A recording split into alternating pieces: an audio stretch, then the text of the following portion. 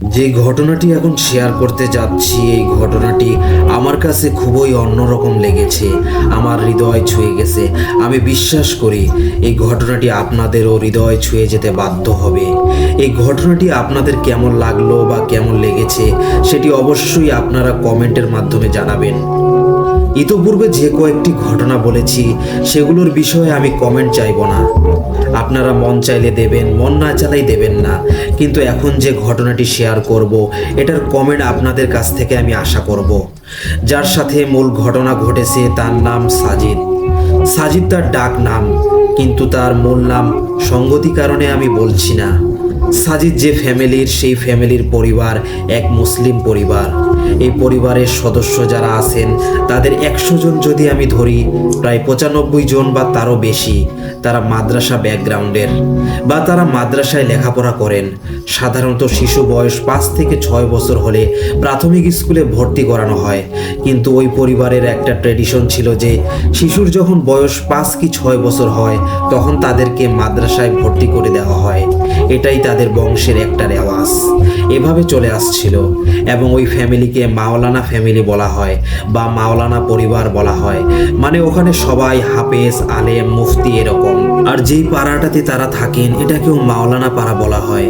ঘটনাটি যেই ভাইয়ের সঙ্গে ঘটেছে সাজিদ, তার বয়স যখন 6 বছর হয় তখন তার পরিবার থেকে বাড়ির কাছের একটি মাদ্রাসায় ভর্তি করিয়ে দেওয়া হয়।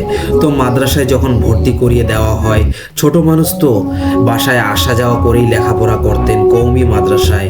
ওনার বয়স যখন 6 বছর বা এরকম কাছাকাছি হবে, তো ওই বয়সে কিন্তু মানুষের খেলার সময়, তার বয়সী ছেলে মেয়েদের সাথে খেলার সময়। ছেলে মেয়েদের পার্থক্য কিন্তু আসলে তারা ওইভাবে বোঝে না।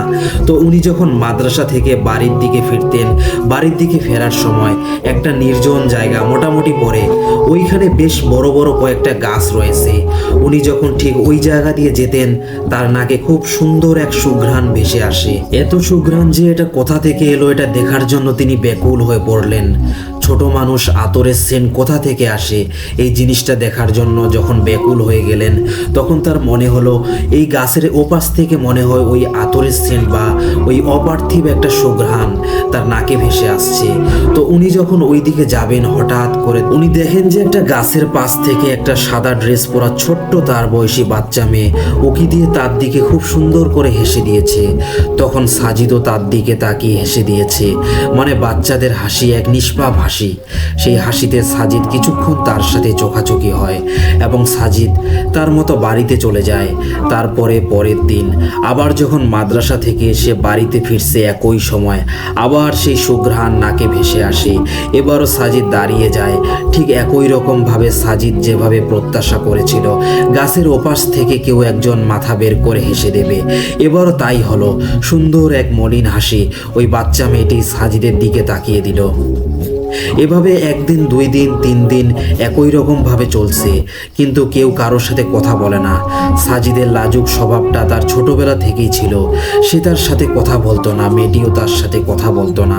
তাদের মধ্যে একটা দূরত্ব বজায় থাকতো। এভাবে চলে যায় দিনের পর দিন, মাসের পর মাস, বছরের পর বছর একই রকম ভাবে চলছে, কিন্তু সাজিদ কাউকে বলে না বিষয়টা। সে এমনিও খুব লাজুক স্বভাবের এবং কথা কম বলে। তারপর সে হাফেজি মাদ্রাসায় ভর্তি হয়েছিল। আস্তে আস্তে যখন হাফেজি সে শুরু করে, প্রথমে তো বিভিন্ন স্টেপ পার হয়ে তারপর হাফেজি শুরু করতে হয়। তারপর সে কোরআনে হাফেজও হয়। 10 কি 11 বছর বয়সে সে পবিত্র কোরআনের হাফেজ হয়ে যায়। আর এরপর সে যখন বড় হচ্ছিল, একই রকম ভাবে মেয়েটিও বড় হচ্ছিল। আর ওই মেয়েটির একটা অদ্ভুত ব্যাপার কিন্তু সাজিদ লক্ষ্য করেছিল যে তার শরীর থেকে এক ধরনের মনে হচ্ছে আলো বের হতো। সে কিন্তু বুঝতে পারে না যে এটা আসলে মানুষ না অন্য কিছু। এই বিষয়টি আসলে তার মাথায় কাজ করতো না। তার বয়স যখন 11 হয়ে গেল, তখন প্রথম ওই মেয়েটি সাজিদের সাথে কথা বলে। সে সাজিদকে বলে, সাজিদ তুমি কেমন আছো, তোমার লেখাপড়া কেমন চলছে? খুব সুন্দর সুরেলা কণ্ঠের অধিকারিণী সেই মেয়েটি। তার বয়স কিন্তু তারও ওই 10 কিংবা 11 বছর হবে। সাজিদ তার পরিবারের কোনো মেয়ের বাইরে অন্য কোনো মেয়েকে সে ভালোভাবে দেখতো না। ছোটবেলা থেকেই শুধু এর বাইরে একটা মেয়েকেই সে দেখেছে, তার সাথেই শুধু কথা হতো। সাজিদ হাফেজি পড়া শেষ করে সে মাওলানা পড়ার যে ধাপগুলো আছে, যেটাকে আমরা কিতাবখানা বলি বা জামাতখানা বলি, সেটাতে ভর্তি হয়। তো সেখানে ভর্তি হওয়ার পর সেখানে বিভিন্ন জাতি জিন জাতি এগুলো নিয়ে তো কথা হতো।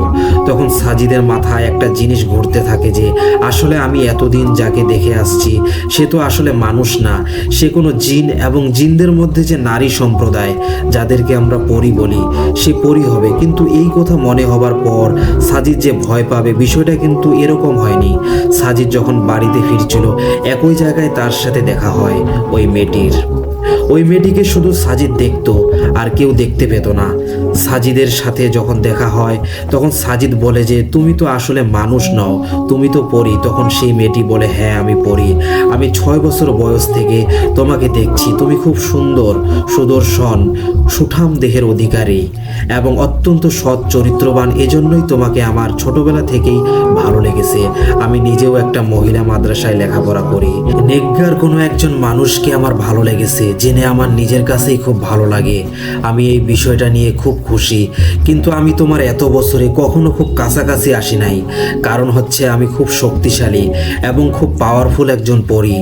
আমি তোমার যদি কাছাকাছি আসি তাহলে তোমার ক্ষতি হতে পারে, এই কারণে আমি তোমার থেকে এত বছর দূরে দূরে ছিলাম, কিন্তু এখন সেই বিষয়টা ধারণ করার ক্ষমতা এবং শক্তি আল্লাহ তাআলা তোমাকে দিয়েছেন, এজন্য আমি তোমার কাছাকাছি আসতে পারি।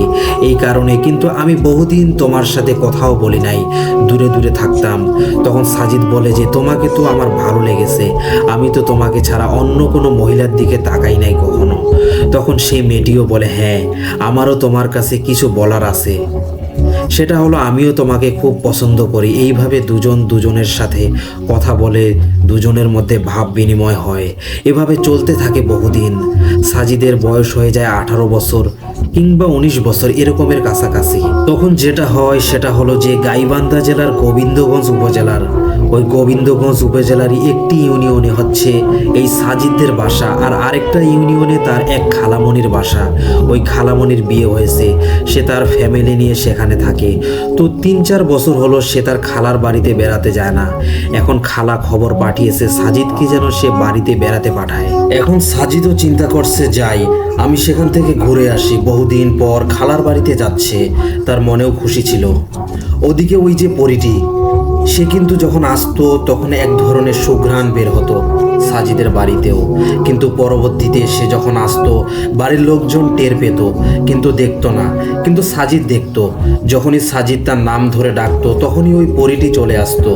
ওই এলাকায় যখন যাবে তখন ওই পরীটি সাজিদকে বলে সাজিদ আমার কেন যেন মনে হচ্ছে তোমার খালা বাড়িতে যাওয়াটা ঠিক হবে না। কিন্তু কেন ঠিক হবে না এটা আমি বুঝতে পারছি না, কিন্তু আমার হৃদয় বলছে যে কোনো একটা অঘটন সেখানে ঘটতে পারে, কিন্তু আমি নিশ্চিত নই। এখন সাজিদ বলে যে আসলে বহুদিন তো খালাবাড়ি বেড়াতে যাই না, যেতে তো হবেই, একটু ঘুরে আসি, অল্প কয়েকদিনেরই তো ব্যাপার। তো ওই পরীটি সাজিদকে বলে আচ্ছা ঠিক আছে যাও, আর যখন স্মরণ করবা আমি তো চলেই আসবো। সাজিদ তার খালাবাড়িতে বেড়াতে যায়। যেদিন বেড়াতে গিয়েছে খুব তো বেশি দূরে না, পাশাপাশি ইউনিয়ন। এখন যেটা হয়েছে সেটা হলো যে সাজিদ তার খালা বাড়িতে বেড়াতে যাওয়ার বেশ ঘন্টা 3-4 বা এরকম কাছাকাছি সময় হবে, বা আরও বেশি সময় হতে পারে। এরপরে আব্দুর রহিম নামে একজন ব্যক্তি, এটা তার ছদ্মনাম, তার নামটা বললে মানে আপনারাই বুঝতে পারবেন, নামটা বলা ঠিক হবে না। এই আব্দুর রহিম উনি ওই খালামণির বাড়িতে চলে আসেন। আব্দুর রহিম চলে আসে, এসে খালামণির বাসায় বলে যে আপনার বাড়িতে কোনো মেহমান আসছে। তখন খালামণি বলে হ্যাঁ আমার বোনের ছেলে আসছে। তো তিনি বলেন কোথায়, একটু ডাকেন তো ওকে, একটু দেখবো। তখন সাজিদকে বলে যে সাজিদ একটু বাইরে আসো, এক চাচা আসছে, সালাম দাও তাকে। তো সাজিদ ভদ্রতার খাতিরে বাইরে বের হয়ে আসেন, সালাম দেন তাকে। দেখে ওই আব্দুর রহিম এক পলকে তাকিয়ে থাকে, মনে হচ্ছে যে সে তার একটা শিকার পেয়ে গেছে। আসলে ওই আব্দুর রহিম সে ছিল একজন ব্ল্যাক ম্যাজিশিয়ান। স্থানীয় বিভিন্ন লোকের ব্ল্যাক ম্যাজিক সংক্রান্ত বিভিন্ন কাজ সে করে দিত, বিভিন্ন সমস্যার সমাধান সে করে দিত। তো মূলত এই লোকটি টের পেয়ে গেছিল যে সাজিদের সাথে কোনো একটা শক্তিশালী কোনো অশরীরী রয়েছে, এবং ওর একটা নেশা ছিল যে সে বিভিন্ন শক্তিশালী অশরীরীকে বশ মানিয়ে তার ক্ষমতাকে বাড়াতো। তিনি চিন্তা করেছিলেন যে এই শক্তিশালী অশরীরীকে সে কোনোভাবে কাজে লাগাবে তার ব্ল্যাক ম্যাজিক মানে চর্চার জন্য, এবং এমন কিছু ভয়ানক কাজ সে করবে যার ফলে তার ক্ষমতা আরো বহুগুণ বৃদ্ধি পাবে। কিন্তু কিভাবে সেটা সম্ভব? তিনি চলে যান, কাউকে কিছু বলেন না। সাজিদ 1-2 দিন ভালোই ছিল, ওই পরীর সাথে তার দেখা হতো, কিন্তু 3 দিনের দিন পরীটি সাজিদকে বলে, সাজিদ তুমি একটা নাপাক জায়গায় চলে আসছো, আমি এখানে আসতে পারছি না কেন জানি না। সাজিদ বলে, নাপাক জায়গা? এটা কেমন কথা? এটা আমার খালার বাসা। বলে, ঠিক আছে, খালার বাসা পাক পবিত্র, কিন্তু এর আশেপাশে জায়গাটা ভালো না। 4 দিনের দিন ওই পরীটি আর আসে না। এখন সাজিদ চিন্তা করে হয়তো বা কোনো সমস্যা হয়েছে। এর আগের দিনই তো বলল যে নাপাক জায়গায় সে আসতে পারে না, তার সমস্যা হয়। তো এই বিষয়টা সাজিদ চিন্তা করে 4র্থ দিন সাজিদ খাওয়া দাওয়া করছিল তার খালার বাসায়, আর পরীটি 3য় দিন তাকে বলেছিল তুমি দ্রুত বাড়ি চলে যাও, এখানে থাকার দরকার নেই। সাজিদ বলে যে অ্যাটলিস্ট একটা সপ্তাহ থাকি, এতদিন পরে আসলাম। তো 4র্থ দিন দুপুরবেলা সাজিদ যখন খাওয়া দাওয়া করছিল, হঠাৎ করে তার হেঁচকি ওঠা শুরু হয়, আর হেঁচকি উঠতে উঠতে হঠাৎ করে তার ভেতর থেকে মানে গলার ভেতর থেকে রক্ত বেরিয়ে আসে, একদম তাজা রক্ত, মনে হয় জমাট বদ্ধ রক্ত। হঠাৎ করে এমন সমস্যা সাজিদের হয়েছে এটা দেখে তার খালামণি আটকে ওঠে। খাবার খেতে কোনো সমস্যা হয়েছে কিনা, বা হয়তো বা এই খাবারটা হজম হয় নাই, তাই বলে কি এই রকম রক্ত বের হবে, গলা দিয়ে এরকম সমস্যা তো হওয়ার কথা না। তো সাজিদকে ধরে বিছানায় শুয়ে দেওয়া হয়। তো ওই সময় আর সাজিদের খাওয়া দাওয়া হয় না। ওই রাত্রে সাজিদ ভয়ানক 2টি অবয়বকে সে স্বপ্নে দেখে। এমন 2টো অবয়ব যার চোখ নাই, নাক নাই, কিন্তু মুখের মধ্যে কিছু একটা আছে যেটা দিয়ে লম্বা একটা জিহ্বা বেরিয়ে আসে, এরকম 2টো অবয়ব। সো প্রিয় লিসেনার্স, আপনারা চিন্তা করেন এরকম ভয়ানক অবয়ব যদি আমরা দেখতাম তাহলে কি হতো? ঠিক ইংরেজি হরর সিনেমার মতো এ ধরনের কিছু অবয়ব আমরা দেখতে পাই। এই 2টো অবয়ব সাজিদের কাছে এসে বলছে, সাজিদ দিয়ে দে, যদি দিয়ে না দিস জানে মেরে ফেলবো, দিয়ে দে এখন। কি দিয়ে দেবে এটা কিন্তু বলে না। এই বলতে বলতে একটা অবয়ব ওর গলা চেপে ধরে, আর একটা অবয়ব ওর পায়ের উপর উঠে বসে। তখন সাজিদ ঘুমের মধ্যে তার দম বন্ধ হয়ে যায়। সাজিদ ঘুমের মধ্যেই দোয়া পড়ছে, হঠাৎ তার ঘুম ভেঙে যায়। যখন ঘুম ভেঙে যায়, ভাঙার পরেও দেখে যে ওই 2টো অবয়ব সত্যি বাস্তবে তার সামনে, এবং সত্যি একজন গলা চেপে ধরেছে, আর একজন পায়ের উপর উঠে বসেছে, মানে তাকে নড়াচড়া করতে দিচ্ছে না। সে চিৎকার করে ডাকার চেষ্টা করছে, কিন্তু বোবায় ধরার মতো যেটা হয়, কিন্তু তার গলা দিয়ে স্বর বের হচ্ছে না, কারণ তার গলাটা চেপে ধরেছে। নিঃশ্বাস বন্ধ হয়ে মারাই যাবে এমন সময় ওই অবয়ব তাকে ছেড়ে দেয়, এবং ওরা জানালা দিয়ে চলে যায়। যাওয়ার আগে বলে যায়, আবারও বলছি দিয়ে দে, এতটুকু বলে চলে যায়। এখন সাজিদ চিৎকার করে তার খালামণি এবং বাড়ির অন্য সদস্য চলে আসে, এসে বলে কি হয়েছে? তখন সাজিদ বলে, আমি তো এরকম একটা ভয়ানক স্বপ্ন দেখেছি। তখন খালামণি বলে, এটা মনে হয় দুঃস্বপ্ন। পরের দিন সকালবেলা খালামণি সাজিদের চেহারা দেখে আটকে ওঠে। গতকালকেই তো চেহারার সুর কত সুন্দর ছিল, আজকে মনে হচ্ছে যে সে বহুদিন খাওয়া দাওয়া করে না, চোখ বসে, শরীর চিকন হয়ে গেছে, চেহারা ফ্যাকাশে হয়ে গেছে। এক রাত্রে এরকম কিভাবে হলো? তার খালামণি চিন্তায় পড়ে যায়। তার খালামণি এটাও চিন্তা করে যে আমার বাসায় এসে সাজিদ একটা সমস্যায় মনে হচ্ছে পড়ে গেছে, এখন আমি যদি ট্রিটমেন্ট না করি তাহলে ওর মায়ের কাছে আমি কি জবাব দেব যে ছেলেটা সুস্থ ছেলে আসলো, আসার পরে আমার বাসা থেকে অসুস্থ হয়ে গেল। তখন খালামণি ওখানে কিছু ডাক্তার দেখানোর চেষ্টা করেন। ডাক্তাররা কোনো রোগ ধরতে পারেন না। কেন রক্ত বমি হচ্ছিল, দলা দলা রক্ত কেন বেরিয়ে এসেছিল এটা বুঝতে পারে না। এখন এটার জন্য তো অনেক পরীক্ষা নিরীক্ষা করার দরকার, কিন্তু ওরকম পরীক্ষা নিরীক্ষা ওইভাবে করা হয়নি। তখন খালামণি কি করেন, সাজিদকে তার বাড়িতে পাঠিয়ে দেন। কিন্তু ওই বাড়িতে পাঠানোর মধ্যবর্তী কয়েকটা দিন কিছু ঘটনা ঘটে। সেটি হলো, এক রাত্রে সাজিদ ঘরে নাই, সারা রাত খোঁজাখুঁজি করে পাওয়া যায় না। সকালবেলা দেখা গেল যে কাছাকাছি যে আব্দুর রহিম যেই তান্ত্রিকটা আছে তার বাড়ি আছে, ওই বাড়ির কাছের একটা জায়গায় সাজিদ পড়ে আছে। সাজিদ ওখানে গেল কেন, এর কোনো উত্তর নাই, সাজিদ কিছুই বলতে পারে না। এরপরে সাজিদ যখনই নাকি ওয়াশরুমে ঢুকতো তখনই সে চিৎকার দিয়ে সেন্সলেস হয়ে পড়ে যেত। তাকে যদি জিজ্ঞেস করা হতো যে কি হয়েছিল ওয়াশরুমে, তখন সাজিদ বলতো যে ওয়াশরুমের মধ্যে সে ভয়ানক দুইটা অবয়ব দেখেছে। এরকম মাঝে মাঝেই নাকি হতো। খালামণির বাড়ি থেকে তার নিজের বাড়িতে আসার পরেও এই সমস্যা কিন্তু যাচ্ছিল না। এই সমস্যা প্রকট হতে শুরু করে। সাজিদ রাতের বেলা কোথায় যেন হারিয়ে যেত। ঘর তালাবদ্ধ থাকলেও কোথায় যেন সে বের হয়ে যেত এবং তাকে পাওয়া যেত যত সব ময়লা, নর্দমা, ডাস্টবিন, এই সমস্ত নোংরা পচা জায়গায়, নাপাক জায়গায় সাজিদকে পাওয়া যেত। একটা কোরআনে হাফেজ এবং মাওলানা পাশ করছে এরকম একটা ছেলে এই নাপাক জায়গায় পড়ে আছে। আর এদিকে ওই যে পরীটা, ওই পরীটা কিন্তু আর সাজিদের কাছে আসে না। সাজিদ তাকে স্মরণ করলেও আসে না। তবে একটি কথাই শুধু তার খালামণির বাসায় থাকতে বলেছিল যে সাজিদ, তুমি তো আমাকে ফাঁসাই দিলা। কিন্তু এর বাইরে পরী আর কিছু বলতে পারেনি, তার কাছে আর আসেও নাই। 6 বছর বয়স থেকে 18 বছর বয়স কম সময় না, কিন্তু এতদিন একটা দিনও ওই পরীকে দেখে নাই। এমন ঘটনা কিন্তু ঘটে নাই, কিন্তু বিগত বেশ কিছুদিন ওই পরীকে সে দেখছে না। সাজিদ চিন্তাগ্রস্ত হয়ে পড়ে। সে স্মরণ করে, নাম ধরে ডাকে, কিন্তু আসে না। সাজিদ চিন্তা করে কি ব্যাপার, ওর কি হলো, আসে না কেন? এই চিন্তা করেও সাজিদ অনেকটা ভেঙে পড়ে।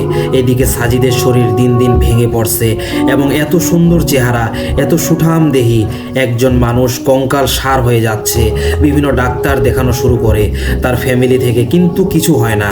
তার ফ্যামিলি তো মাওলানা পরিবার, তার উপর জাদু করা হয়েছে কিনা সেই বিষয়টা বোঝার চেষ্টা করে। দেখে যে না, কোনো সমস্যা নাই। এদিকে সাজিদের যে ভয়ানক পরিস্থিতি সৃষ্টি হয়েছে তার নিজের মধ্যে এটি চরম আকার ধারণ করে। এই যে রক্ত বমি, তারপরে তার শুকিয়ে যাওয়া, পরিবারের সদস্যরা চিন্তাগ্রস্ত হয়ে পড়ে। একটি পর্যায়ে সাজিদের মাদ্রাসার যিনি ওস্তাদজি, যার হাতে তার লেখাপড়া শুরু হয়েছিল এবং এখনো পর্যন্ত তার কাছে শিক্ষা নিচ্ছে, তাকে খবর দেওয়া হয়। তিনি আসেন। তিনি আসার পরে সাজিদকে বলেন, সাজিদ আমাকে খুলে বলো, বিষয়টা স্বাভাবিক মনে হচ্ছে না মোটেও। কেউ তোমার অসুখ ধরতে পারছে না, কোনো হুজুর কোনো সমস্যা ধরতে পারছে না, ডাক্তার ধরতে পারছে না। আমার কাছে তো অন্যরকম লাগছে। তুমি পুরো বিষয়টা আমাকে খুলে বলো। সাজিদ ওই 6 বছর বয়স থেকে ওই পরীর সাথে দেখা, কথা হওয়া, তারপরে এই যে খালামণির বাসায় যাওয়া, আব্দুর রহিম নামে এক রহস্যময় লোক শিকারী কুকুরের মতো গন্ধ শুকতে শুকতে চলে এসেছে এবং তারপরে আব্দুর রহিমের বাড়ির পাশে তাকে অচেতন অবস্থায় পাওয়া, এসব ঘটনা খুলে বলেন। সব ঘটনা খোলার পর ওই হুজুর খুব চিন্তিত হয়ে পড়েন। বলে যে আমাকে বিষয়টা খুব ভালোভাবে দেখতে হবে। সাজিদ, তোমার আরও অনেক আগেই ওই পরীর বিষয়টা আমাকে বলা উচিত ছিল। আমি এখনো বুঝতে পারছি না ঘটনাটা কি, তবে আমি খুব তাড়াতাড়ি এই বিষয়টি সম্পর্কে জানাবো। হুজুর ওইখান থেকে চলে যান। চলে যাওয়ার মোটামুটি 3-4 ঘন্টা পর তাড়াহুড়া করে হুজুর আবার ছুটে আসেন সাজিদদের বাড়িতে। সাজিদের পরিবারকে ডাকেন। পরিবারের সকলের সামনে বলেন যে সাজিদ, কি বলবো, তুমি আল্লাহর কাছে ক্ষমা চাইতে থাকো, আল্লাহর কাছে দোয়া করো। আল্লাহ যদি তোমাকে ভালো করেন তাহলে তুমি ভালো হবা। আর পৃথিবীর কোনো মানুষের পক্ষে, কোনো হুজুরের পক্ষে, কোনো জিনের পক্ষে সম্ভব নয় তোমাকে সুস্থ করা। তখন সাজিদের পরিবার থেকে জিজ্ঞেস করা হয় কি হয়েছে। তখন ওই হুজুর যে বিষয়টি বলেন তাতে তো রীতিমতো সাজিদের পরিবার আঁতকে ওঠেন। ওই যে আব্দুর রহিম যিনি ব্ল্যাক ম্যাজিক করেন, তিনি ভয়ানক একটা ব্ল্যাক ম্যাজিক করেছেন। তিনি একটি ডাহুক পাখির ভেতরে একটি জং পোড়া সুই ঢুকিয়ে দিয়েছেন। ওই জং পোড়া সুই থেকে ওই ডাহুক পাখির মাংসের ওখানে কিন্তু পচন ধরবে, ইনফেকশন হবে এবং তার মধ্যে আরও কোনো জিনিস হয়তোবা ঢুকিয়ে দিয়েছেন। ওই ডাহুক পাখি, এটাকে খুঁজতে হবে। যদি ডাহুক পাখি খোঁজা যায় এবং জীবিত অবস্থায় পাওয়া যায়, সেটাকে ট্রিটমেন্ট করে যদি সুস্থ করা যায় তাহলেই সাজিদ ভালো হতে পারবে। কিন্তু ওই ডাহুক পাখি কোথায় আছে এটা বলা কারো পক্ষে সম্ভব নয়। তখন সাজিদ জিজ্ঞেস করে, তাহলে আমার কাছে যে পরীটি আসতো ওর কি অবস্থা? এ কথা বলার সাথে সাথে ওই হুজুরের চোখ ছলছল করে উঠে। বলে, সাজিদ, কি বলবো, তার অবস্থা তোমার থেকেও ভয়ানক। যেই কবিরাজ তোমার উপর ব্ল্যাক ম্যাজিক করেছে, ওই কবিরাজ মানুষের উপর ব্ল্যাক ম্যাজিক করেই ক্ষান্ত হয় না। সে একটা শক্তিশালী। ওই পরীর উপর ব্ল্যাক ম্যাজিক করেছে, জিনের উপর ব্ল্যাক ম্যাজিক করে। সে যদি সফল হয়ে যায় তাহলে তাকে আটকানো কারো পক্ষে সম্ভব নয় আল্লাহ ছাড়া। সে একটি শেয়াল ধরে ওই শেয়ালের মধ্যে কিছু জিনিস প্রবেশ করিয়ে দিয়েছে। সে 3টা খাসি জবাই করেছে। জবাই করার পর তার রক্ত এবং ওই খাসির শরীরের কিছু কিছু অংশ এটি ওই শিয়ালের শরীরের মধ্যে প্রবেশ করে দিয়েছে। ওই শিয়াল যখন মারা যাবে ওই মেয়েটিও মারা যাবে, মানে ওই পরীটি মারা যাবে। সে খুবই অসুস্থ অবস্থায় রয়েছে। আমি খবর নিয়েছি যে ওই পরীর পরিবার তারাও তাকে চিকিৎসা করাচ্ছে, কিন্তু কি হয়েছে জিনেরাও নাকি ধরতে পারছে না। আসলে সমস্যাটা কি, এখন তোমাদের উপস্থিতিতে আমি ওই পরীর বাবা মা ওদের পরিবারের যারা গার্ডিয়ান রয়েছে তাদেরকে ডাকবো। তখন হুজুর ওই পরীর উপরে মানে পরীর পরিবারকে ডাকার চেষ্টা করেন, কিন্তু এই সবগুলো বিষয় আরও পুঙ্খানুপুঙ্খ জানার জন্য মানে পরীর ফ্যামিলিকে ডাকার আগেই ওই পরিবারের আরেকজন সদস্যের উপরে 2টো জিন হাজির করেন। এই 2টো জিন মূলত সেই ভয়ানক পিশাচ শ্রেণীর জিন ছিল যাকে সাজিদ দেখত। এই 2টো জিনকে হাজির করার পরে এক খুব সুন্দর একটা রুকিয়ার মাধ্যমে 2টো জিনকে আটক করে ফেলে। 2টো জিন তো বের হওয়ার জন্য খুব আকতি মিনতি শুরু করে। তখন বলে যে কি হয়েছে সব পুঙ্খানুপুঙ্খানুভাবে বলে। তখন মূলত ওই 2টো জিন যখন সব ঘটনা বলে ওই বিষয়টি হুজুরের জানা হয়, কিন্তু একটা আলাদা করে ওই 2টো জিন স্বীকারোক্তি দিয়েছিল। সেটাই মূলত উনি পরবর্তীতে বলেছেন যে কিভাবে এই যে ডাহুক তারপরে শেয়াল ছাগল এই বিষয়গুলো। তো হুজুর কি করেন, হুজুর ওই যে পরী ওই পরীর বাবা মাকে ডাকেন। তো বাবা মা তারাও খুব মানে নেকগার পরেজগার, তারা এসে হুজুরকে সালাম দেন এবং সালাম দিয়ে জিজ্ঞেস করেন যে মহতারাম আপনি আমাদেরকে কেন ডাকলেন, আমাকে ডাকলেন, আমার স্ত্রীকে ডাকলেন, আমার ছেলেদেরকে ডাকলেন কেন, কোনো সমস্যা? আমার জানা মতে তো আমি আপনার সাথে কোনো বেয়াদবি করি নাই, বা আপনার সাথে তো আমার কখনো সেভাবে দেখাও হয় নাই। আমার সন্তানরা কি কোনো আদবের বরখেলাপ করেছে? তখন হুজুর বলেন না, এরকম কিছুই না, আপনারা কেমন আছেন? তখন তারা উত্তর দেন যে আমরা খুব কষ্টের মধ্যে আছি, আমার মেয়েটি খুবই অসুস্থ। হঠাৎ করে কেন অসুস্থ এটা আমরা জানি না, সে একদম মৃত্যু শয্যায় এবং সে শুকিয়ে এমন অবস্থা হয়ে গেছে তার শরীরে আসলে মানে মাংস বলতে কিছুই নাই, শুধু হাড় দেখা যায় এবং তাকে দেখলে আমরাই ভয় পাচ্ছি, এমন ভয়ানক চেহারা হয়ে গেছে। তো এটা নিয়ে আমার মন খুব খারাপ। এর মধ্যে আপনি ডেকেছেন, আপনার কাছে কি এটার কোনো সলিউশন আছে যে হঠাৎ করে আপনি আমার অপরিচিত হওয়ার পরও ডাকলেন? তখন হুজুর বলে যে আপনারা শুনলে অবাক হবেন, কিন্তু তারপরেও আমি বলতে চাই এবং এই প্রতিশ্রুতিও আপনাদের কাছ থেকে নিতে চাই যে সব শোনার পর আপনারা ধৈর্য ধারণ করবেন এবং কারো কোনো ক্ষতি করবেন না। তখন তারা প্রতিশ্রুতি দেন এবং তখন বলেন যে এই যে আব্দুর রহিম যে তান্ত্রিক, এই তান্ত্রিক আপনার মেয়ের উপর ভয়ানক ব্ল্যাক ম্যাজিক করেছে এবং যার কারণে এই অবস্থা। এবং তখন সে সাজিদকেও দেখায় যে ওই পাশের রুমে সাজিদ রয়েছে, মূলত ওই সাজিদ এবং আপনার মেয়ে দুজন একই, মানে একজন আরেকজনকে পছন্দ করত। সাজিদ যখন তার খালার বাড়িতে গিয়েছে তখন আপনার মেয়ের শরীরের এই সুগন্ধ এইটা যখন ওই আব্দুর রহিমের নাকে লেগেছে তখন সে শিকারী কুকুরের মতো ছুটে এসেছে সেখানে এবং ওর মধ্যে ক্ষমতার নেশা পেয়ে গিয়েছিল, যার কারণে সেই কাজটি করেছে। এ কথা শোনার সাথে সাথেই ওই জিনের পরিবার রাগে ক্ষোভে ফেটে পড়ে। বিশেষ করে ওই পরিবারের পরীর যে বড় ভাই আছে সে তো প্রচণ্ড ক্ষুব্ধ হয়ে যায়। সেও খুব শক্তিশালী একটা জিন ছিল, কিন্তু শুরুতেই প্রতিশ্রুতি নিয়েছে এবং প্রতিশ্রুতি এবং প্রতিজ্ঞা নেওয়ার কারণে তারা চুপ হয়ে যায়। প্রতিশোধের নেশায় তারা অন্ধ হয়ে গেলেও নিজের বিবেককে বলি দিয়ে দেয়নি। তখন হুজুর বলে যে এখন কোনো সমাধান নাই, সবাই আল্লাহকে ডাকেন, আর ওই যে তান্ত্রিক ওর বিচার আল্লাহই করবে, আল্লাহর উপর ছেড়ে দেন। এখন মনে খুব কষ্ট হলেও জিনেরা বিষয়টি মেনে নেয়। সেই অবস্থায় তারা মন খুব খারাপ করে চলে যান সেখান থেকে। এখন সাজিদ হুজুরের কাছে একটা অনুরোধ করেন। অনুরোধটা এমন ছিল যে সে জ্ঞান হওয়ার পর থেকে নিজের পরিবারের বাইরে যদি কোনো মেয়েকে দেখে সেটি হচ্ছে ওই পরী। তার মৃত্যু যে কোনো দিন হতে পারে, খুব অল্প সময়ে জীবনের এই শেষ সময়ে এসে সে ওই পরীকে বিয়ে করতে চায়। ওই পরীও তো মৃত্যুশয্যায় যাত্রী। তো সাজিদের এই অনুরোধ হুজুর শোনেন। শোনার পর আবার ওই পরীর ফ্যামিলিকে ডাকেন। ফ্যামিলি আসার পরে সাজিদের এই বিষয়টি বলা হয়।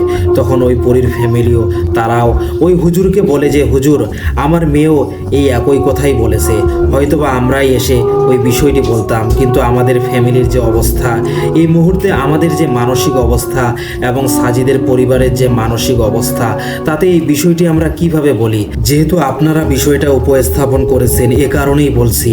আমার মেয়েও ঠিক একই কথা বলেছে যে সে খুব তাড়াতাড়ি মারা যাবে, জীবনের শেষ কয়েকটা দিন সে সাজিদের সাথে ঘর সংসার করতে চায়।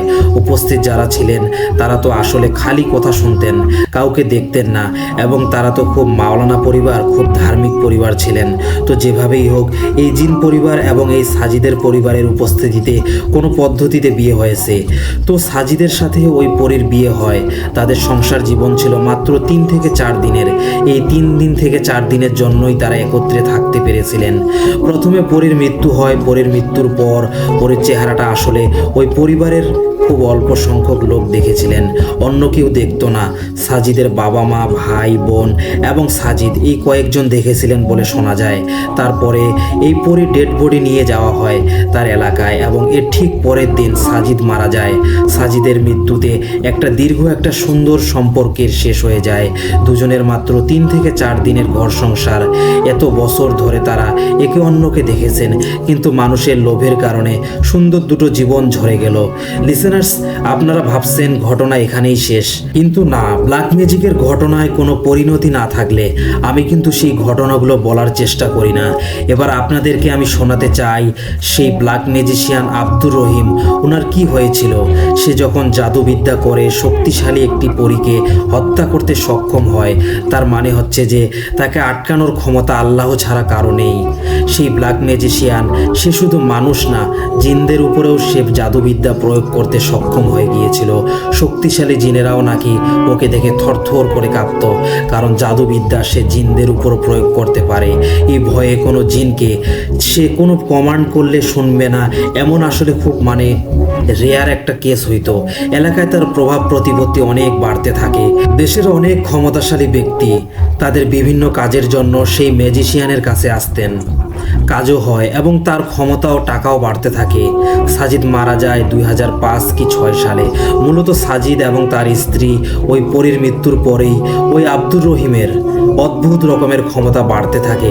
এভাবে কাজ চলছে আস্তে আস্তে। সব কিছুর কিন্তু একটা সমাপ্তির দিকে যেতে হয়, তাই না?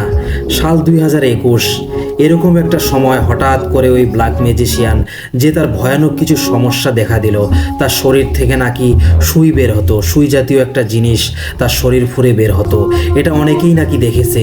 শরীর থেকে যখন সুইয়ের মতো জিনিস বের হতো তখন তার চিৎকার, হাহাজারি, তার গগন বিজারি চিৎকারে মনে হচ্ছে যে ঘর দরজা ভূমিকম্পের মতো কাঁপাকাঁপি শুরু করেছে। তার শরীর শুকিয়ে যেতে থাকে, এমনভাবে তার শরীর শুকিয়ে যায় যেন দেখলে মনে হয় একটা জীবন্ত কঙ্কাল। সে কোনো কিছু খেতে পারতো না। আর তার শরীর থেকে যখন সুই বের হতো এমন বিস্তৃত দুর্গন্ধ চারিদিকে ছড়িয়ে পড়তো, সেই দুর্গন্ধে কেউ আশেপাশেও যেতে পারতো না। 20 কিংবা 25 মিটারের মধ্যে কেউ যেতে পারতো না। শরীর দিয়ে রক্ত পড়তো, যখন কোনো সুই বের হতো রক্ত পড়তো, তার শরীর থেকে রক্ত ঝরে যেত। এভাবে প্রচণ্ড কষ্ট সে পেত। সে যখন বুঝতে পারলো যে আল্লাহর বিচার বা আল্লাহর গজব তার উপর পড়েছে, তখন সে নিজের ভুল বুঝতে পারে। সে এতদিন কিছু করেছে ক্ষমতা আর টাকার জন্য, কিন্তু যত যাই করুক না কেন, সে সবচাইতে ভয়ানক যে কাজটি করেছে, যার কারণে তার ক্ষমতা এবং প্রভাব বেড়েছিল, সেটা হচ্ছে সাজিদ এবং ওই পরীকে হত্যা করার মাধ্যমে। তখন ওই ব্ল্যাক জাদুকর সাজিদের পরিবারকে ডাকেন, অনেক অনুরোধ করে তাদেরকে নিয়ে আসা হয়। সেই ম্যাজিশিয়ান তাদেরকে দেখে হাউমাউ করে কেঁদে পায়ে ধরে সাজিদের বাবা মার কাছে কান্নাকাটি শুরু করে। সে যে কাজটি করেছে, অন্যায় করেছে, তারা যেন তাকে ক্ষমা করে দেন, কারণ তার যে কোনো দিন মৃত্যু হতে পারে। যে যন্ত্রণা তিনি পাচ্ছেন, মৃত্যু পথযাত্রী একজন মানুষের এরকম হাউমাউ করে কান্নাকাটি দেখে তখন সাজিদের পরিবার বলে দেয় যে আমরা আপনাকে ক্ষমা করে দিলাম। আমার ছেলের হত্যার অভিযোগ নিয়ে আল্লাহর দরবারে আপনাকে অভিযুক্ত করব না, কথা দিলাম। এখন ক্ষমা চাওয়ার পালা ওই পরীর যে পরিবার তার কাছে। উনি জিন হাজির করতে জানতেন। উনি ওই পরীর যে পরিবার, তার বাবা মা ভাই, তাদেরকে হাজির করেন। হাজির করার সাথে সাথে তারা তো এমনি তার উপর খুব ক্ষিপ্ত ছিল, কিন্তু ওয়াদা করেছে তার ক্ষতি করবে না, এজন্য কোনো ক্ষতি করেনি। এখন সেও তাদের কাছে খুব কান্নাকাটি করে মাফ চায়। তারা তো মাফ করবেই না, কারণ জিনেরা খুব এক স্বভাবের হয়। কিন্তু তারপরেও মৃত্যুযাত্রী একজন মানুষ, সে অন্যায় অন্যায় করেছে, ভুল বুঝতে পেরেছে, কান্নাকাটি করছে। তারপরে তারাও সিদ্ধান্ত নেয় যে ওই কালো জাদুকরকে তারা ক্ষমা করে দেবে এবং কালো জাদুকরকে বলে যে আমরা আপনাকে ক্ষমা করে দিলাম, আমার মেয়ের হত্যার জন্য আপনাকে আমরা আল্লাহর দরবারে অভিযুক্ত করব না, এ বিষয়ে আমাদের আর কোনো অভিযোগ নেই। তো কালো জাদুকর যখন তার কাছ থেকে ওই পরীর পরিবারের কাছ থেকে ক্ষমা চেয়ে নেন, তারপরে তার এই সমস্যা আরও বাড়তে থাকে এবং সে যেদিন মারা যায় সে এমন চিৎকার করছিল যে তার বাড়ির লোকজন ভয়ে তার ঘরের মধ্যে ঢুকছিল না। মনে হচ্ছিল যে তিনি এমন যন্ত্রণা পাচ্ছেন, মানে নরকের আযাব শুরু হয়ে গেছে পৃথিবীতে তার।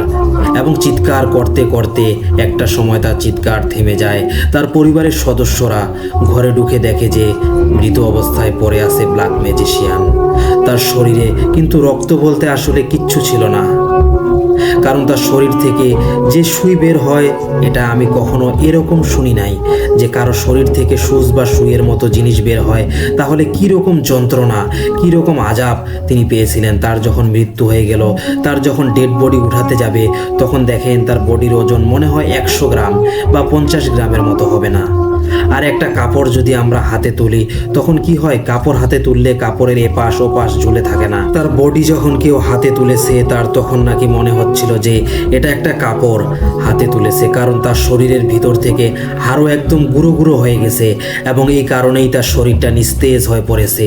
হয়তোবা তার শরীরের হাড়গুলো কেউ গুঁড়ো গুঁড়ো করে দিয়েছিল, আর এই কারণেই সে মৃত্যুর আগে এভাবে করছিল। তার গগন বিদারী চিৎকারে আশেপাশের অনেকেই, মানে কি বলবো, যে তারা ঘুমাতে পারতো না, তারাও ভয় পেত এমন ভয়ানক চিৎকারে। তাছাড়া উনি মৃত্যুর পূর্বে নিজের ভুল বুঝতে পেরেছিলেন, আল্লাহর কাছে ক্ষমা চেয়েছিলেন। আল্লাহ তাকে ক্ষমা করবেন কি করবেন না আমরা এই বিষয়ে কিছু বলতে পারি না, তবে কেউ যদি ক্ষমা চায় আল্লাহ তাআলা তাকে ক্ষমা করেন। তিনি যেহেতু ব্ল্যাক ম্যাজিকের কারণে শিরকে লিপ্ত ছিলেন, কুফরিতে লিপ্ত ছিলেন, তারপরও আল্লাহর কাছে তিনি ক্ষমা চেয়েছেন। আল্লাহ তাকে ক্ষমা করবেন কি করবেন না এটা আমরা জানি না, এটা সম্পূর্ণ আল্লাহর এখতিয়ার। তার যখন জানাজা হয়, তার জানাজায় নাকি মাত্র 5 থেকে 7 জন লোক ছিল যারা খাটিয়া টেনে নিয়ে গেছে, আর তার পরিবারের সদস্যরাও নাকি ভয়ে আসেনি। আর এতদিন ধরে যারা তার কাছ থেকে সুযোগ সুবিধা নিয়েছিল তারা ওই লাশের কাছেও আসেনি, তাকে দেখতেও আসেনি। তাকে যখন সমাহিত করা হয় অনেক কষ্টে নাকি কবরে সমাহিত করতে হয়েছিল, বিভিন্ন ধরনের সমস্যা দেখা দিয়েছিল। সমাহিত করার পর এমন একটা জায়গায় সমাহিত করা হয়েছিল বেশ দূরে, সেখানে নাকি অনেকেই কবরের ভেতর থেকে চিৎকার চেঁচামেচির আওয়াজ শুনতে পেতেন। কবরের আযাব শুধু ফেরেশতা এবং পশু পাখি তারা টের পায়, কোনো মানুষ এবং জিন সেটা শুনতে পায় না। এটা কিন্তু হাদিসের কথা। কখনো কখনো আল্লাহ মানুষকে শিক্ষা দেওয়ার জন্য তার কোনো কুদরতি নিদর্শন কিন্তু দৃশ্যমান করেন। হয়তোবা এটা এমনই একটা ব্যাপার ছিল। পরবর্তীতে সাজিদকে যিনি চিকিৎসা করার চেষ্টা করেছেন, যে হুজুর তাকে নিয়ে আসা হয়, সেখানে তিনি উপস্থিত যারা গ্রামবাসী ছিলেন তাদেরকে নিয়ে ওই কবরের কাছে গিয়ে অনেক কান্নাকাটি করেন, দোয়া করেন আল্লাহ উনাকে ক্ষমা করে দিন, উনি তো মৃত্যুর আগে ভুল বুঝতে পেরেছিলেন, তাকে ক্ষমা করে দিন। এরপরে নাকি ওর ওইখান থেকে আর কোনো ধরনের শব্দ পাওয়া যেত না। এভাবেই এই ঘটনার সমাপ্তি ঘটে। সো প্রিয় লিসেনার্স, আপনাদের কাছে এই ঘটনাটার রিভিউ আমি চাইবো, কেমন লেগেছে ব্ল্যাক ম্যাজিক, কি ভয়ানক ব্যাপার। একবারের জন্য আমরা ভেবেছি যে আমরা নিজেদের কারণে কারো উপর ব্ল্যাক ম্যাজিক করাচ্ছি। আব্দুর রহিমের সাথে যে ভয়ানক ঘটনা ঘটেছে, লিসেনার্স এখানে একটু কথা বলতে চাই। একে আব্দুর রহিম না বলে আমরা জাদুকরই বলি, কারণ এ আব্দুর রহিমের যোগ্য না, কারণ এটা একটা পবিত্র নাম, তাই না? তো লিসেনার্স, যে ভয়ানক ঘটনাটি ঘটেছে তার সাথে, এটা যে আমাদের সাথে ঘটবে না আমরা বলতে পারি কি? কেউ বলতে পারি না। আর যারা ব্ল্যাক ম্যাজিক করেন তাদের পরিণতি কি হবে আল্লাহ মাবুদ ভালো জানেন। সো প্রিয় লিসেনার্স, এই ঘটনাটি আমার হৃদয়ে ছুঁয়ে গিয়েছিল। অসংখ্য ধন্যবাদ হোজাইফা ভাইকে এমন একটি ঘটনা উপহার দেওয়ার জন্য।